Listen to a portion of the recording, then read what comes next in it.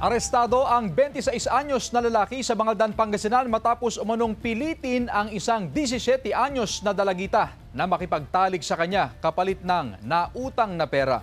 Nagbabalik sa report si Jasmine Gabriel Galban, exclusive.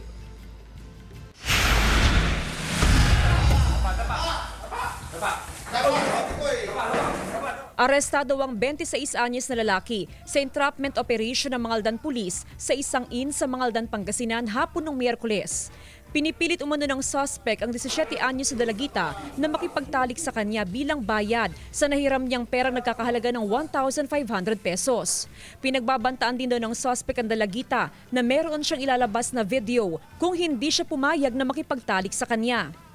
Kailangan daw makipagkita ang dalagita sa suspect sa isang inn sa bayan. Doon na nagsumbong ang dalagita sa mga pulis at ikinasang operasyon. Na-recover din sa suspect ang isang sachet na naglalaman ng hinihinalang shabu na gagamitin daw dapat nila ng biktima sa loob ng inn. Then, September 17, iningay niyo na po na magbayad po na itong victim na sumama na po sa kanya sa hotel at yung katawan niya po yung babayad niya.